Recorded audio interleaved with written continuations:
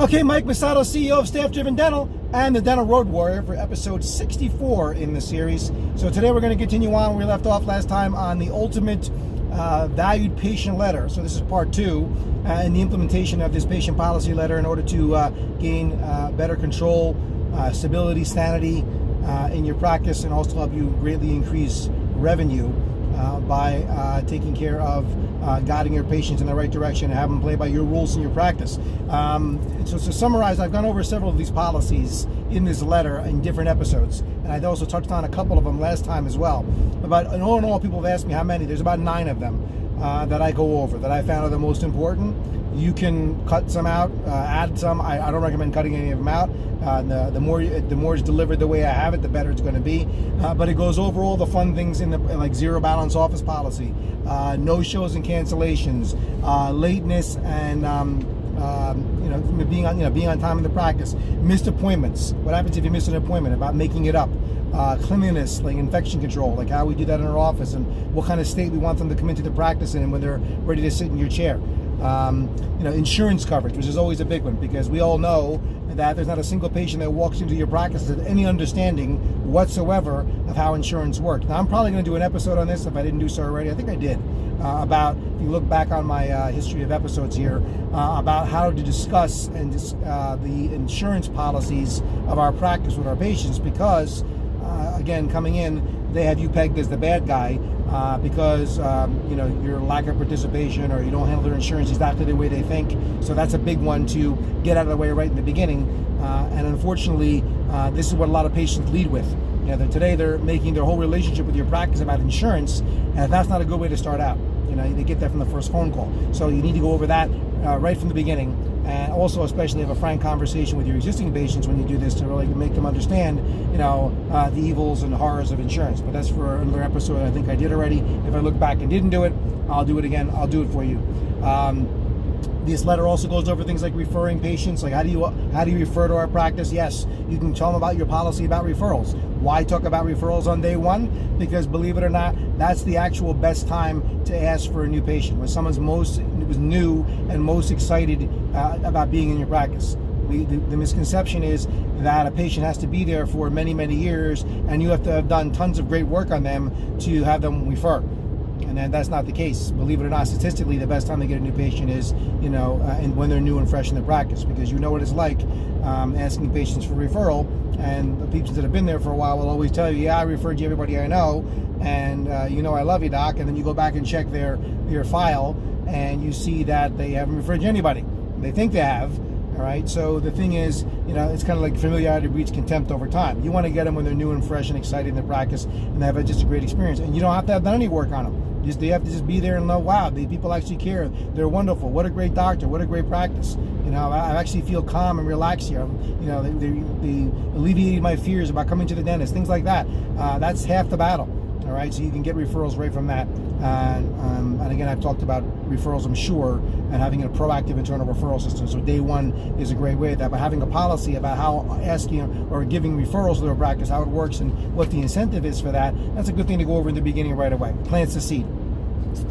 What happens if there's an upset in the practice is also a big one. Like if patients get upset, the usual procedure for them is just blow up at the front desk and just go off in front of everybody, and they like to make a scene sometimes, or they like to just jump right on social media, and blast you and say negative things, and then you're upset about that because it's out on social media. If we give them guidance about how if there's an upset ever comes up, because it's bound to happen that there might be an upset in practice, you need to coach them in the beginning about how upsets are handled in our practice, and then we will handle them. And it matters to us if there's an upset, and there is a recourse of who to go to and speak to about upsets, so it doesn't end up all over social media. All right, it doesn't end up in the wrong hands. It doesn't end up making a big scene. Okay, so that's another thing we got to add. And then emergencies, like how do emergency patients work in our practice, or if you have an emergency, and defining what an actual emergency is, because a lot of patients have no idea what an emergency is. They think they got your phone number and you left it on the voicemail or the answering service, and of course it's an emergency. Everything's an emergency. So we want to basically give them some instruction about how emergencies work. And one of the things I want to talk about these policies is that when you present them, you're going to get compliance right across the board, 100%. Everybody's going to be fine with these policies, right? Of course not. Wrong. There's going to be objections. I'm not saying there's going to be a mass number of objections, but there is going to be a percentage of the practice for various reasons, mainly because they're not following the policies now as it is, and they have us trained just the way they like it. Notice how I worded that. Unfortunately, our existing patient base are the most difficult ones to do this with and implement it. Why? They've been coming for a long time, and you're trying to change something. And God forbid if you try to change something with a patient, especially if they have it going right the way they want it. No, it's been working great, me never paying when I come in here. Why should I change that? It's great when I walk in late all the time. You always see me. It's great if I cancel last minute. I always can come in the next day. See, they've got to train, and we comply, and we go along with this kind of stuff. Now, we're drawing a line in the sand and say things are going to be different. Because that's not going to work for you. All right? So we have to remember that we have to give them guidance, let them know how it's going to work for our practice. All right, so the most difficult ones we'll find, the new patients are the easiest ones, is the existing patients that need more finesse. So you have to be skilled at handling objections that are going to come up. And this is part of the training with this letter. You have to be able, this starts at the front desk, to have a manager or front desk person, which is the first line of defense, or whoever's doing this letter, whether front or back, to go over objections that may come up. And they will. And I'm going to give you the big objections that come up to this letter. All right, I'm not signing it, I'm not doing it, I don't agree. And I told you, when you have a person disagreeing and giving you pushback at the front, the best thing is to cut it off right there and not have a big debate and say to the patient, I understand what you're saying. I'll inform the doctor and let him know, or let her know, that you have a problem with signing on this particular policy or two policies, whatever it is, and she or he will speak to you when she sees you in the back. Okay, and that also plants the seeds, like, uh-oh, now I'm talking to the doctor. And docs, you just have to be, again, like I said before, be firm and not throw your front desk person under the bus and back them up when you go back there, because there's going to be a handoff here. We talk about handoffs a lot in our program, when basically, we don't just sit them back there and say, and send them back with an upset, and we have a communication about the patient in front of them, to the doctor. Like Dr. Smith, I just spoke to Joe at the front. Joe didn't want to sign off. He disagreed with the letter in the area of paying for a last minute cancellation or a no-show. He had an issue with that. I told him to speak about it. And you walk away. And the doctor just basically says, okay, Joe, what's going on? Fold your hands and sit down. So what's up? And what's the issue here? And you just got to be firm in enforcing it and in handling whatever resistance they give you. Like, are you planning on missing appointments and not showing up? What's the big problem if you're not planning on doing that, right? See, there's different nuances and lines and things to say to a patient when they give you pushback in these particular situations. It's going to happen. It's natural. You just got to be good at it. And I make it sound easy because I've done it 10,000 times or 20,000 times at this stage of my career. You got to get good at it too, or get your people good at it as well too. A lot of practice management is what to say and how to say it. I've said it many times before. There's the what to do and how to do it, and there's the what to say and how to say it in these particular situations. So you just can't shove this letter in front of people, have them sign off on it, and expect it's going to be all just okay with it, right? But the big three objections you get, the main three objections you get to these policies that you're going to get are the zero balance policy one. The zero balance, we run a zero balance office. The getting deposits on treatment, something I want to talk about, and missed appointments, the missed appointment fee charges. Those are the big three you get pushback on. Okay, so what do you say in these particular situations? All right, so first of all, the zero balance one is a big one, because people don't understand.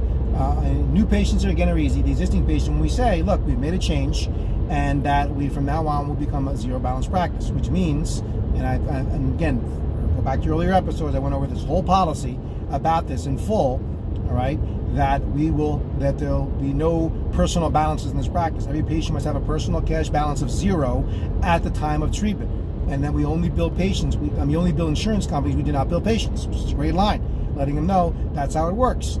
And I'm not going to elaborate on this policy. It's all written down somewhere, and we've gone over in another episode. But you're going to get pushback sometimes when a person says, "Wait a minute, I don't understand. I'm a great patient. I always pay. Why the change, etc." Now you have to know what to say in this particular situation and how to say it. So all the objections start, the way to handle them start like this. So let's say it's Joe again objecting. Joe, we made a change recently to the policy in our office, and let me explain to you why we made that change. All right, we made a change recently. Let me explain to you why. Now you do that specifically that way because the mind works on why. And if you give it a proper why, it will go along with it.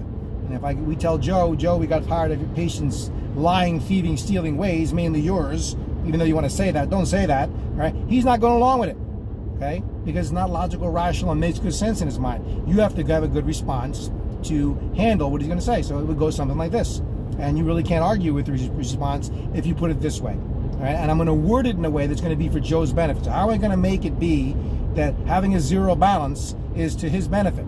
All right? Because the patient wants to know what's in it for me if I go along with this new policy or this policy change that you're making. Again, new patients don't know there's been a change, just yesterday if you're implementing this. But the existing patients will. So, how do you word it for that benefit? Because they don't care about you. Oh, we're trying to lower administrative costs. We don't care about I don't care about your administrative costs. We're trying to keep costs under control. They don't care about costs under your control. Or I want to make life easier on my front desk. They don't care about making life easier on the front desk. What do I get out of this deal? So if you say something like this, something to like this effect to Joe, we made a change. Let me explain to you why. In the past, what happened was a lot of when we used to bill patients, what happened was a lot of money ended up being owed to our practice. And as a result, we found that our attention in our practice was shifting away from patient care and onto patient finances. And as a result, we found that it was destroying our relationships with our patient. You're a great patient, and we don't want money to come in the way of our relationship. So we simply became a zero balance practice. Now, you can't argue with that. You can try, because look how I worded it. I acknowledged him for being a great patient. I didn't make it about him. I said, people might know money destroys relationships. They don't want you focused more on their money than their health. All right. So it's a good way of putting it, and it's all positive, and it's something they're doing anyway. They're already paying, so we're just doing it in the office now instead of sending out a bill. That's all it is. And again, you have to just get good at delivering that policy and saying it that way. But I'm telling you, 9 out of 10 times it's going to resolve it. And then the worst they're going to do is go, all right, whatever. Unless they're actively trying to rip you off and they don't want to pay you and they haven't been paying you. And you know who those people are before you speak to them. You know who the ones that are going to have an issue with. If you have a person who never shows up, it's a 50-50 crapshoot whether they ever show up for an appointment, or pay their bill. When you speak to them about this policy, guess what's going to happen? So you better be prepared to deliver on that script, because you know it's coming. Okay? So that's objection number one, big time number one, that you're going to get when you present these policies. Now, there's two others, and this video is getting a little long, so I'm going to save it for part 3. This may be a 4-part series when it's all said and done. Exciting, but I don't want them to make these too long. So next time I'm back, I will go over the objections when you get from taking deposits on treatment, which is a phenomenal thing to do when you put people in your schedule. This is the doctor's schedule. Taking a deposit on treatment to hold the appointment. Unless of course they prepay in full. So this is it works, it's phenomenal, and it makes people show up. All right, but you got to let people know that you're doing it and why. And how to handle the missed appointments and broke last-minute cancellation fees that no one likes to pay, and everybody's afraid to implement because they're fearful that patients will leave the practice. All right, so there's a way to finesse and do these as well too. I'm going to get into those 2 objections on my next episode, and then I'll bring it home hopefully on that one, and we'll see where it goes from there. All right, thanks for watching. Hope you're enjoying these videos, and as always, please share them.